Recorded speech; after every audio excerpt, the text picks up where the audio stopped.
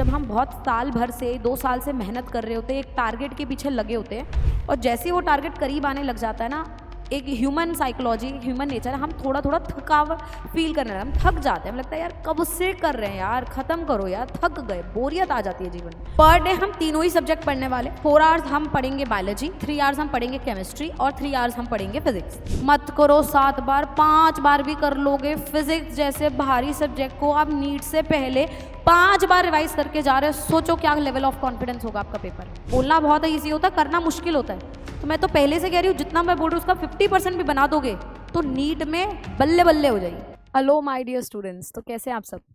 तो मैं भावना जुनेजा आज आपके लिए लेकर आई एक ultimate revision strategy for all the serious NEET aspirants for 2026।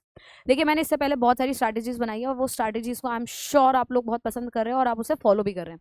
लेकिन अगर आपको याद हो तो जो लास्ट स्ट्रैटेजी थी, जो 4 मंथ रिवीजन प्लान बनाया था, उसमें मैंने दोनों तरीके के बच्चों की बात करी थी, जो अभी पढ़ना शुरू कर रहे हैं और एक जो ठीक ठाक से पढ़ लिए हैं बट उन्हें 4 महीने उस पूरे प्रोसेस को और स्मूथ करना है ताकि नीट में वो और अच्छा परफॉर्म कर सके। तो वो दोनों बच्चों को टैकल करने वाली सिचुएशन थी। लेकिन आज के इस वीडियो में मैं कुछ इंटरेस्टिंग और कुछ डिफरेंट बताने वाली हूँ। आज के इस वीडियो में हम बात करेंगे रिवीजन स्ट्रैटेजी की। कहने का मतलब ये है, मैं उन बच्चों की बात करने वाली हूँ आज जो हमारा सब कुछ ठीक ठाक से साल भर 2 साल से अच्छे से पढ़ लिए हैं and now these 3 months they are struggling, they are getting jumbled कि हमें रिवीजन कैसे करना है, राइट। देखिए क्या होता है ना, जब हम बहुत साल भर से 2 साल से मेहनत कर रहे होते हैं, एक टारगेट के पीछे लगे होते हैं और जैसे ही वो टारगेट करीब आने लग जाता है ना, एक ह्यूमन साइकोलॉजी, ह्यूमन नेचर, हम थोड़ा थोड़ा थकावट फील करने लगे, हम थक जाते हैं। हमें लगता है यार कब से कर रहे हैं यार, खत्म करो यार, थक गए, बोरियत आ जाती है जीवन में। और इस बोरियत के चलते क्या होता है ना कि जो लास्ट के कुछ टाइम होता है ना, हमारा एंथुसियाज्म मरने लगता है, हमारा मन कम लगता है चीज़ों के अंदर, है ना। फिर साथ में अगर मैं 12th की बात करूँ तो बोर्ड्स भी आ जाते हैं। ड्रॉपर की बात करूँ तो भैया कोर्स एकदम फटाफट चल रहा है, खत्म हो रहा है, अलग ही लेवल का प्रेशर चल रहा है। और कभी कभी कहते हैं ना, जब मुट्ठी बहुत ज्यादा टाइट बंद कर लो ना, एक बार हाथ दर्द होता है, फिर मन करता है मुट्ठी खोल दो और फिर सारी चीजें छूट जाती है हाथों से, है ना। तो इस सिचुएशन तक आके हम लोगों ने आप लोगों को इतना कस दिया है, इतना मेहनत करवा दी है, इतना रगड़ना आप लोगों को सिखा दिया है कि अब मुझे ऐसा लग रहा है वो मुट्ठी बहुत टाइट हो रही है। और वो मुट्ठी बहुत टाइट होगी ना, तो अगर हमारे हाथ में दर्द होना शुरू हुआ ना, तो हम हाथ खोल देंगे और फिर हमारे हाथ से सब रह जाएगा। और सब बिखरने का मतलब है हमारी सारी मेहनत पे पानी फेरना। वो हमें नहीं करना है, राइट। इसी वजह से आज मैं ये वीडियो बना रही हूँ जिसमें मैं आपको ये बताने वाली हूँ कि आप अपना हाथ थोड़ा सा लूज डाउन करेंगे बट इसे पूरा नहीं खोलेंगे, बिकॉज आपकी सारी मेहनत पे फिर पानी फिर जाएगा। इस टाइम सब कुछ छोड़ के सिर्फ थकावट फील करना, वो फील करना कि अरे हो तो गया, बहुत पढ़ लिया, will not going to serve our purpose. बच्चों, ये वो टाइम है जिस टाइम पे हमें अपने काम पे फिनिशिंग लेकर आनी है, करेक्ट। अगर हमने फिनिशिंग नहीं लगाई, अब हमने फिनिश नहीं किया अपने आप को, तो हम नीट के एग्जाम में नहीं परफॉर्म कर पाएंगे and eight the end of the day ये हम सबकी हार होगी। ये हमें नहीं करना, राइट। एक एग्जाम्पल के साथ मैं आपके पॉइंट को समझाती हूँ। जैसे मान लो हमने एक घर बनाया, एक बड़ी मेहनत से हमने उसकी फाउंडेशन बनाई, सब कुछ किया, फाउंडेशन बहुत स्ट्रांग हो चुकी है, लेकिन अब फाइनल टच देने की बात है, फाइनल उसको सुंदर बनाने की बात है, करेक्ट, फिनिश करने की बात। उस घर की वैल्यू इस चीज पे भी डिपेंड करती है बेटा कि आपने कितना सुंदर उसे डेकोरेट किया, करेक्ट। तभी तो इंटीरियर डिजाइनर और ये सारी चीजें को लोग रखते हैं कि हमारे घर को और सुंदर बनाओ, बहुत सुंदर बनाओ, क्योंकि आप जितना उसे सुंदर बनाओगे ना, उसका वैल्यू उतना बढ़ेगा। That is exactly in your career also. आपकी नीट की जो सीट है वो आपको सिर्फ इस वजह से नहीं मिली कि आपका फाउंडेशन कितना स्ट्रांग है, उस पर भी डिपेंड करता है कि आपने लास्ट मोमेंट पे कितनी मेहनत करके उस सारे को फिनिश किया है। तो आज की ये 90 दिन की स्ट्रैटेजी फिनिशिंग वर्क का काम करेगी। आई एम श्योर मैं स्ट्रैटेजी में आपको कुछ सारी चीजें बताने वाली हूँ, पूरा बताने वाली हूँ कि आपको बायो को, केमिस्ट्री को, फिजिक्स को कैसे बैलेंस आउट करके चलना है, एक दिन में कितने चैप्टर लगाने हैं और कितनी बार आप रिविजन करेंगे। मेरा हमेशा से मानना रहा है बेटा, confidence comes only with preparation. हम जितनी बार एक चीज को रिवाइज करके जाएंगे ना, जितनी बार हम रिवाइज करके जाएंगे, हमारा पेपर में कॉन्फिडेंस उतना ज्यादा होगा, करेक्ट। जैसे गाड़ी जब हम चलाते हैं, हमारा कॉन्फिडेंस गाड़ी चलाने का हमें तभी आता है जब हम एक्सपीरियंस ड्राइवर हो जाते हैं, करेक्ट। एक्सपीरियंस ड्राइवर का मतलब हमने इतनी बार वो काम कर लिया ना कि हमें अब आदत हो गई, हमारी बॉडी में रिफ्लेक्सेस जनरेट हो गए, कब ब्रेक लगानी, कब क्या करना। ये रिफ्लेक्सेस अब आपको अपनी प्रिपरेशन में डेवलप करने, मतलब आपको इन 90 दिनों में इतनी रिग्रेस रिवीजन करनी है, इतनी रिग्रेस रिवीजन करनी है जो एक बार नहीं होगी, 2 बार नहीं होगी, कई बार आपको उसी चैप्टर्स को बार बार रिवाइज करना पड़ेगा, तब आपका फिनिशिंग जो है वो कंप्लीट होगा। इसी से आज की वीडियो को जो है बेटा शुरू करते हैं। देखिए लास्ट के 4 मंथ स्ट्रैटेजीज में अगर आप देखते हैं तो मैंने कुछ 48 चैप्टर्स की बात करी थी तीनों सब्जेक्ट्स को मिला के। ये हमारे वो चैप्टर्स थे जो इंपॉर्टेंट चैप्टर्स थे, they were not the full chapters, they were important chapters. Since आज मैं उन चैप्टर्स की बात नहीं कर रही जो इंपॉर्टेंस है, मैं उन बच्चों की बात कर रही हूँ जिनको सब पढ़ लिया, जिन्होंने रिविजन करना है। So I will be talking about the complete कितने चैप्टर्स है हमारे बायो में, फिजिक्स में और केमिस्ट्री में, इनको हमें कैसे डिवाइड करना है। पहली बात ये, तो बायो में अगर हम लगभग लेके चले, और मैं कंप्लीट चैप्टर्स की बात कर रही हूँ बेटा अभी, टोटल चैप्टर्स की, तो कंप्लीट चैप्टर्स की बात करें तो बायो में हम लेके चलेंगे तो लगभग हमारे पास 32 चैप्टर्स बन जाते हैं। फिजिक्स में 11th और 12th को मिला के ऑलमोस्ट 28 चैप्टर्स हैं हमारे पास, ठीक है। और केमिस्ट्री में फिजिकल, ऑर्गेनिक और इनऑर्गेनिक सबको मिला के हमारे पास लगभग 19 चैप्टर्स बन जाता है। ये हमारे कंप्लीट चैप्टर्स हैं, जिसमें से 48 चैप्टर्स जो मैंने लास्ट वीडियो में मेंशन करे थे वो सब कुछ इंपॉर्टेंट चैप्टर्स थे, वो उस टाइम की नीड थी। अभी इस टाइम पे उन बच्चों की बात हो रही है जिन्होंने ये सब कुछ एक बार कर लिया है, अब उन्हें रिवाइज कैसे करना है, ठीक है। अब इस प्लानिंग को थोड़ा ध्यान से समझेंगे आप लोग। फॉर एग्जाम्पल मैं अगर एक दिन की बात करूं तो आप लोगों को कम से कम 14 आवर्स का सेल्फ स्टडी चाहिए। 14 आवर्स तो आपको पढ़ना पड़ेगा, ठीक है। देखो मैं पहले बता रही हूँ, I am very sorry, but इस टाइम टेबल को अभी जो मैं बताने वाली हूँ, रिविजन टाइम टेबल को पहले आप सुन लीजिए एक बार। आई नो पहली झलक में आपको ये बहुत हार्श लगेगा कि मैम इतना कैसे करेंगे, बट ट्रस्ट मी, अगर आपने इसका आराम से 50% से 60% भी कर लिया ना बेटा, तो आप एग्जाम फोड़ दोगे, आप लिटरली एग्जाम फोड़ दोगे। नीट का आपके बराबर कोई परफॉर्मेंस ही नहीं दे पाएगा। लेकिन मैं ऑलरेडी इसे टाइट इसलिए बना रही हूँ ताकि हम इतना करने की एटलीस्ट कोशिश तो करें, कोशिश करेंगे तभी तो उतना परसेंट 50, 60, 70% निकाल पाएंगे। अगर बनाएंगे ही कम तो हम उसका भी 50, 60, 70% करेंगे, तो फिर at the end of the day they will be no gain. तो yes, I am making time table little harsh, I am giving lot of study time. ऐसा हो सकता है वो आपको लगे harsh, but just try it. आप उसका 50-60% भी बना पाते हैं ना बेटा, it will be amazing, it will be literal amazing. तो एक बार सुनते हैं, हम 14 आवर्स का सेल्फ स्टडी ले रहे हैं, जिसमें से मान लो 4 घंटे तो आपके टेस्ट देने में चले जाते हैं। प्रतिदिन की अगर मैं बात करूं तो टेस्ट देने में आपके 4 आवर्स चले गए, तो आपके पास लगभग 10 आवर्स बच जाएंगे जिसमें आपको सेल्फ स्टडी करना है। अब ऐसा भी हो सकता है बेटा किसी दिन बोर्ड का प्रैक्टिकल हो, कुछ हो, तो ये टेस्ट की बजाय ये 4 आवर्स आपके उन प्रैक्टिकल में चले गए, तो मैं इस 4 आवर्स को आपके टाइम टेबल से एक्सक्लूड कर रही हूँ। और ऐसा भी हो सकता है कि टेस्ट और बोर्ड का प्रैक्टिकल कुछ ना हो तो आपके पास पूरे 14 आवर्स रहेंगे, है ना। But right now I am making the time table with respect to these 10 hours, correct, कि अगर आपके पास कुछ एक्स्ट्रा काम भी होता है तो भी आप उसमें से 10 घंटे मैनेज करो सेल्फ स्टडी को निकालने के। अब इसको हम अपने तीनों सब्जेक्ट्स में डिवाइड करने वाले हैं। ये हम पर डे में जो 10 आवर स्टडी करेंगे उसको हम कैसे कैसे 3 सब्जेक्ट में डिवाइड करेंगे। अगर हम बायोलॉजी की बात करें बेटा, केमिस्ट्री की बात करें और फिजिक्स की बात करें, तो इस टाइम पे आपको बायो को ज्यादा टाइम देना है, right. So 4 hours of your day you will be giving for biology revision, 3 hours of your day you have to give for your chemistry revision, and similarly 3 hours of your day you have to give for your physics revision. अभी मैं आपको 10 घंटे के हिसाब से बता रही हूँ। अब किसी बच्चे, कोई बच्चा बहुत मेहनती और अच्छा से कर रहा है और वो ये वाला टाइम कहीं से बचा पा रहा है, या फिर उसका टेस्ट नहीं है, फिर कोई प्रैक्टिकल नहीं है, तो वो 10 आवर ये 4 आवर्स को भी यहाँ पे ऐड करने की कोशिश कर सकता है। और जब वो 4 आवर्स को यहाँ ऐड करेगा तो वो अपने जो आवर्स है ना उसको 2 आवर्स केमिस्ट्री फिजिक्स में बढ़ा सकता है। तो उसके लिए और मेहनत तो हो जाएगी और बेटर हो जाएगा, क्योंकि जनरली केमिस्ट्री फिजिक्स में बच्चों का हाथ जो है थोड़ा सा तंग रहता है कंपेयर टू बायोलॉजी। बट फिर भी दिस इज द टाइम, हम साल भर जो पढ़े हैं बायोलॉजी का पोर्शन नीट में ज्यादा है, वहाँ पे स्टेटमेंट बेस्ड क्वेश्चन आ रहे हैं, थ्योरी बहुत आती है, तो ऑफकोर्स उसकी रिविजन बहुत क्रिटिक होनी चाहिए। इसलिए यहाँ पर हमें ज्यादा टाइम किसको देना है, बायो को देना ही देना पड़ेगा। केमिस्ट्री और फिजिक्स को हमने 3 आवर्स दिया। अगर आपके किसी दिन टेस्ट नहीं है, कुछ नहीं है, तो ये जो 2 आवर्स आपके बचेंगे वो आप यहाँ पे ऑप्शनली ऐड कर सकते हो, राइट। सो एक चीज हमें समझ आ गई, पर दिन अगर मैं पर डे की बात करूं,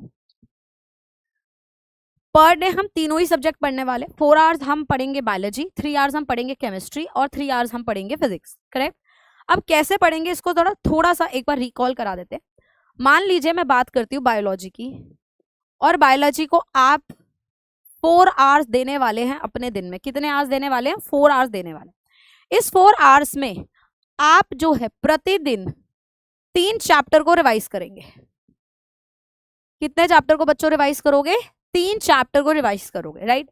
3 चैप्टर को आपको 4 आवर्स में रिवाइज करना है। अब 4 आवर्स में आप 3 चैप्टर को कैसे रिवाइज करो? देखिए मैं फिर से बात कर रही हूँ, उन्हीं बच्चों की बात हो रही है जो ऑलरेडी सब कुछ अच्छे से कर चुके हैं, बट मल्टीपल रिविजन करनी। तो अगर मैं इसके हिसाब से चलूँ तो आप 3 आवर्स आपको अगर रिवाइज करने हैं हर चैप्टर, मतलब 3 आवर्स आपको देने हैं, तो आप एक एक चैप्टर को 1 आवर दे दीजिए। फिर जो 1 आवर आपके पास एक्स्ट्रा बचेगा that you can do for question practice, है ना। मतलब इसमें मैं क्या करूंगी, 3 आवर्स तो मैं अपने चैप्टर की रिवीजन को दे दूंगी, और 1 आवर मैं क्वेश्चन प्रैक्टिस को दूंगी। आराम से 1 आवर मेरा आराम से क्वेश्चन प्रैक्टिस चलेगा बायो का। अच्छा, अब कितने क्वेश्चन लगाने हैं जी बायो में? बायो में कितने क्वेश्चन लगाने हैं? बायो में उतने ही क्वेश्चन लगाने हैं जितने क्वेश्चन आते हैं, राइट। सो 45 बॉटनी में आते हैं, 45 जोलॉजी में आते हैं, तो हमें अगेन 90 क्वेश्चन जो हैं वो लगाने हैं। कितने आवर्स में? 1 आवर में। तो 1 आवर में हमने 90 सवाल लगाने हैं। उन सवालों को लगाना है उन 3 चैप्टर के जो 3 चैप्टर मैंने पिछले 3 घंटे में रिवाइज करे। तो 3 आवर्स मैंने रिविजन करी, 1 आवर मैंने क्वेश्चंस करे। जो 3 आवर्स मैंने रिविजन करी है उन 3 आवर्स में मैंने एक एक करके 3 चैप्टर्स को रिवाइज करे हैं बायो के। मतलब मैं पर दिन बायो के 3 चैप्टर रिवाइज करूंगी। अगर मैं पर दिन बायो के 3 चैप्टर्स रिवाइज कर रही हूँ, और जैसे मैंने आपको बताया लगभग हमारे पास 32 चैप्टर है बायो के, तो अब आप समझ लीजिए ऑलमोस्ट कहीं नहीं गए तो 11 दिन में आपकी बायो की रिवीजन खत्म हो सकती है कि नहीं हो सकती, right. So 1 lot of revision will be completed in just 11 days. और आपके पास 90 दिन है बेटा, आपके पास 3 मंथ्स है, 3 मंथ्स मतलब 90 डेज है। तो 11 दिन में अगर आप एक लॉट बायो का रिवाइज कर लो और आपके पास 90 दिन है, मतलब इसी चीज को लगभग मल्टीप्लाई करके चलो तो आप 9 बार और रिवाइज कर सकते हो। इसे 9 नहीं तो 8 बार तो आराम से रिवाइज कर सकते हो। बायो को 8 बार रिवाइज कर सकते हो before appearing for your final NEET. सोच के देखिए कितना फैसिनेटिंग है। आज मैं 8 बोल रही हूँ, अगर मैं 8 बोल रही हूँ और आप 4 करते हो तो भी कितना अच्छा है। 4 times before your final need you will be able to revise biology completely, and not just theory but questions also. Daily आप 90 क्वेश्चंस लगा रहे होंगे बायो के, डेली। सोच के देखिए इस बात को कितना फास्ट। पर अगर आप एकदम ऐसे बच्चों की नहीं मैम आप जो बोल रहे हैं हमें वो पूरा ही करना है, हमें बनना ही बनना है, तो मैं कह रही हूँ ना, ये मुझे मैथ्स में समझ आ रहा है कि भाई मैं 8 बार रिवाइज कर सकती हूँ। बच्चा 8 नहीं 7 बार भी करता है, 6 बार भी करता है, तो भी कितना वंडरफुल रिवीजन हो जाएगी उसके। 6 बार वो वही सवाल लगा चुका है, 6 बार वो चीजों को पढ़ चुका है, उसकी ओवर थिंकिंग की प्रॉब्लम सॉल्व उसके रिफ्लेक्सेस में आ चुका है बायोलॉजी। वो सवाल देखेगा उसे पता है कौन सा सवाल है, क्या पूछना चाहता है एग्जामिनर, तुरंत आंसर मार्क करेगा। इसको बोलते हैं कॉन्फिडेंस के साथ पेपर में जाना। इस कॉन्फिडेंस के साथ जब आप रिगरस रिविजन करके पेपर में बैठते हो ना, पेपर में आपका एटीट्यूड ही अलग होता है, just because you have revised it so much कि आपके अंदर से खुद से आवाज आने लग जाती है, क्या पूछ लेंगे, जो पूछेंगे एनसीईआरटी से पूछेंगे ना, अपन ने पढ़ लिया है, इतनी बार रिवाइज कर लिया।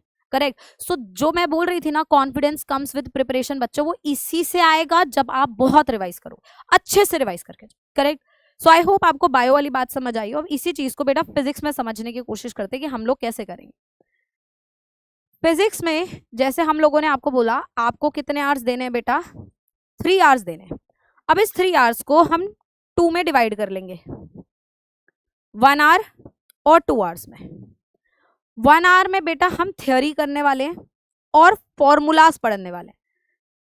प्लीज अंडरस्टैंड, थियरी करने वाले का मतलब ये नहीं कि अभी अभी एनसीईआरटी खोल के एक लाइन पढ़ने लग जाए। थियरी का मतलब है आप लोगों ने पहले अच्छे से पढ़ लिया है, आप लोगों के पास जरूर कुछ इंपॉर्टेंट लाइंस होंगे, कुछ इंपॉर्टेंट चीजें होंगी जो आपके टीचर ने बताया होगा, इंपॉर्टेंट चैप्टर के एसेंस होंगे। वो सारी चीजों को एक बार रिवाइज करना, एक बार नोट्स खोल के सारे टॉपिक्स को अपने दिमाग में रिवाइज कर लेना है और फॉर्मूला शीट से फॉर्मूलाज पढ़ लेना है। That is what I meant when I से थियरी ऑफ फॉर्मूला रिवाइज करो। ठीक है।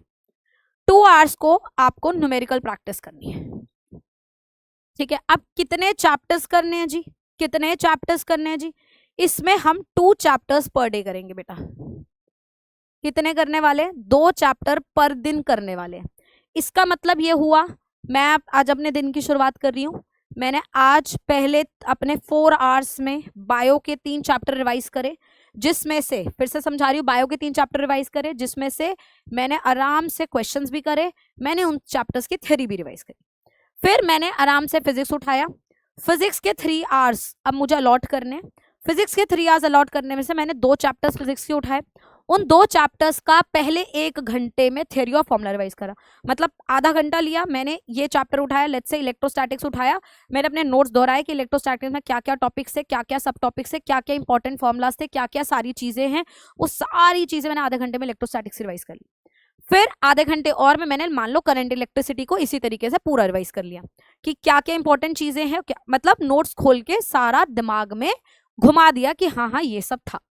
उसके बाद 2 घंटे मैंने जो यहाँ 2 चैप्टर्स लिए, उन्हीं के 2 घंटे मैंने न्यूमेरिकल लगाने। ठीक है, अब 2 चैप्टर्स के न्यूमेरिकल मतलब 45 question from each chapter. Correct, तो आपके पास 2 घंटे है ना, मतलब 1 आवर आप न्यूमेरिकल लगाएंगे 45 for the first chapter, let's say electrostatics, and another 1 our फिर से आप 45 क्वेश्चंस लगाएंगे for the another chapter, let's से करंट इलेक्ट्रिसिटी, है ना। तो उसके भी आपने क्वेश्चंस लगा लिए, मतलब लगभग आपने यहाँ पर भी कितने क्वेश्चन लगा लिए?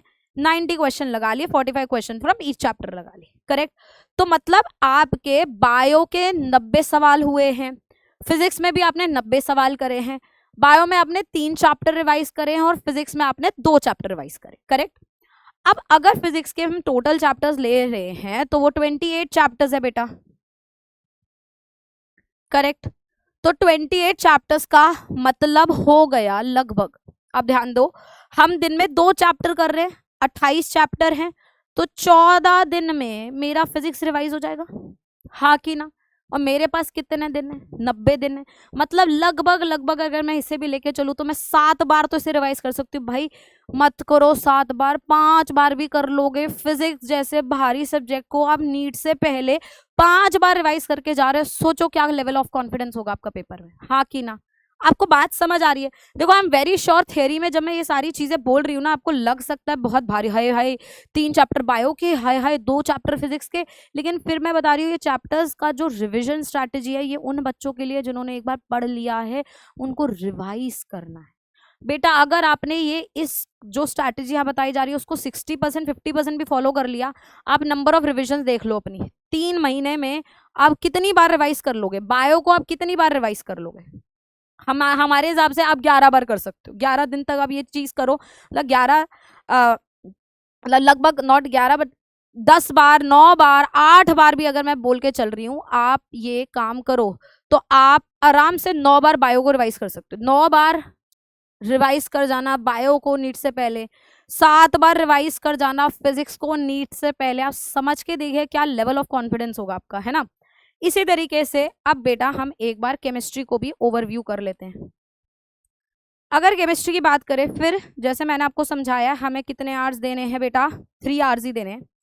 इसको बेटा मैं थोड़ा सा 3 अलग अलग पार्ट में डिवाइड कर देती हूँ, क्योंकि यहाँ पर हमारे पास फिजिकल केमिस्ट्री भी है, इनऑर्गेनिक केमिस्ट्री भी और ऑर्गेनिक भी। तो हम उसको कैसे डिवाइड कर रहे हैं देखिए, 2 आवर्स और 1 आवर्स का जो डिवीजन है वो रहेगा। अगर आप फिजिकल पढ़ रहे हैं बेटा, क्या पढ़ रहे हैं? फिजिकल केमिस्ट्री पढ़ रहे हैं, फिजिकल केमिस्ट्री, तो आप 2 आवर्स अगेन न्यूमेरिकल पोर्शन को देने वाले हैं और 1 आवर बेटा आप ऑफकोर्स थ्योरी और फॉर्मूले को देने वाले हैं, थ्योरी और फॉर्मूले को देने वाले हैं फिजिकल केमिस्ट्री के। करेक्ट, और फिजिकल का आप 1 चैप्टर लेंगे। कितना चैप्टर लेंगे पर दिन? 1 चैप्टर लेंगे। करेक्ट, तो इस तरीके से आप अपने फिजिकल केमिस्ट्री को बैलेंस करेंगे और पर दिन फिजिकल केमिस्ट्री का आपका कितना चैप्टर होना चाहिए? 1 चैप्टर होना चाहिए अगर फिजिकल है तो। अगर आप ऑर्गेनिक कर रहे हैं बेटा, लेट्स से ऑर्गेनिक कर रहे हैं, ऑर्गेनिक कर रहे हैं, ऑर्गेनिक में अगर आपका रिवीजन स्ट्रैटेजी हम लोग कंपाइल करें तो वो लगभग आप किस तरीके से ले सकते हैं? आप यही चीज जो है उसको आप बैलेंस करेंगे कैसे कि ऑर्गेनिक की अगर मैं बात करूंगी उसमें आप 2 आवर्स जो है वो थ्योरी को दे दोगे और 1 आवर आप क्वेश्चन को दे दोगे। मतलब देने तो आपको 3 घंटे ही हैं कुल मिला के, बट ऑर्गेनिक में और इनऑर्गेनिक में ऑर्गेनिक में और इनऑर्गेनिक में आप 2 आवर्स जो है वो थियरी को दोगे, 1 आवर क्वेश्चन को दोगे। जबकि आप फिजिकल कर रहे हो तो आप 2 घंटे न्यूमेरिकल को दोगे और 1 घंटे आप सिर्फ किसको दोगे, थियरी को दोगे। क्या ये बात आपको समझ आई? करेक्ट।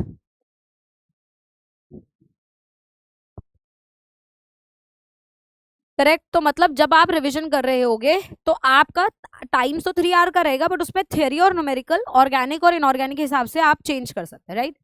अब कितने चैप्टर्स आप करने वाले हैं बेटा? अगर हम केमिस्ट्री की बात करें तो आप पर दिन 1 चैप्टर भी पर डे करते हो तो भी वो काफी है।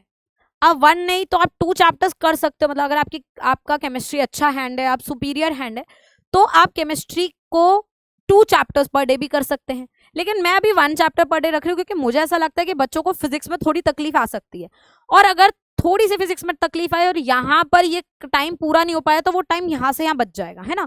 मतलब इसलिए अभी फिलहाल मैं केमिस्ट्री के 1 चैप्टर रख रही हूँ। बाकी फिर भी अगर आप इसको पूरा फॉलो कर पा रहे हैं तो आप 2 चैप्टर भी कर सकते हैं। पर अभी मान के चलते 1 चैप्टर है पर दिन का, तो 1 चैप्टर पर दिन का है। मतलब केमिस्ट्री के हमारे पास बेटा कितने चैप्टर है? 19 चैप्टर है हमारे पास सब मिला के।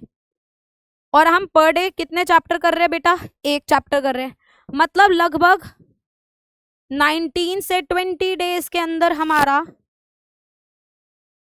कंप्लीट हो जाएगा रिवीजन केमिस्ट्री का। मतलब अब आप ध्यान से समझो, फर्स्ट लॉट ऑफ रिवीजन आपका कितने टाइम में हो गया? फर्स्ट लॉट ऑफ रिवीजन बोल रहे, first lot of revision bio का लगभग हमारा 11 दिन में हो गया। फिजिक्स का हमारा लगभग 14 दिन में फर्स्ट लॉट हो गया रिवीजन का, और केमिस्ट्री का लगभग 19 दिन में हमारा फर्स्ट लॉट रिवीजन हो गया। फर्स्ट लॉट रिवीजन का मतलब मैंने फिजिक्स के सारे चैप्टर, केमिस्ट्री के सारे चैप्टर और बायो के सारे चैप्टर्स लगभग इतने दिन में 1 लॉट रिवीजन का फिनिश कर दिया। अब मेरे पास टोटल दिन कितने हैं? 90 डेज हैं। तो मतलब इसी चीज को I can repeat, can be repeated almost 9 times, क्योंकि 90 दिन आपके पास टोटल है। टोटल कितने डेज हैं आपके पास? 90 डेज टोटल है। 11 दिन में अगर आप 1 लॉट रिवीजन का बायो लगा सकते हो तो ऑलमोस्ट 9 बार आप रिवाइज कर सकते हो। 9 नहीं तो आप अप्रोक्स पे नहीं तो आप 8 बार रिवाइज तो कर ही सकते हो भाई। 8 बार तो कहीं नहीं गया रिवीजन अगर आप इस चीज को फॉलो करते हो। तो 8 बार तो आप नीट से पहले बायो रिवाइज कर जाओगे। 7 बार लगभग, एटलीस्ट 7 टाइम्स, 7 नहीं तो 6 टाइम्स मान लो भाई। और this can be repeated at least 4 times, at least 4 times. Correct. अब इसमें मैंने थोड़ा सा आप लोगों को फ्लेक्सिबिलिटी क्या दे दी है, जरा थोड़ा सा इधर ध्यान दो। हमने क्या फ्लेक्सिबिलिटी दे दी? बायो के 3 चैप्टर करने हैं पर दिन, फिजिक्स के आपको पर दिन 2 चैप्टर करने हैं, केमिस्ट्री आपको पर दिन 1 चैप्टर करना है। अब मान लो किसी बच्चे से 3 आवर्स में फिजिक्स का नहीं हो पाता complete, correct. For example physics के वो 2 चैप्टर नहीं कर पाता, तो इसलिए केमिस्ट्री को उसे 2 करने को बोला ही नहीं है, केमिस्ट्री को उसे 1 करने को बोला है। तो अगर फिजिक्स टफ पड़ेगा तो केमिस्ट्री तो जल्दी हो जाएगी ना। तो ये टाइम जो केमिस्ट्री का वो थोड़ा सा आप किस में दे सकते हो? फिजिक्स में दे सकते हो। या फिर अगर बायो जल्दी हो गया तो बायो से एडजस्ट कर सकते हो। तो इस तरीके से आप एडजस्ट कर सकते हो। अब किसी का मान लो अगर फिजिक्स जो है थोड़ा सा स्ट्रॉन्ग हैंड है और केमिस्ट्री थोड़ा वीक हैंड है, तो केमिस्ट्री में वो 2 चैप्टर कर ले, फिजिक्स का वो 1 चैप्टर भी करेगा तो चल जाएगा। तो उस हिसाब से आप चीजों को मैनेज कर सकते हो अपने हिसाब से।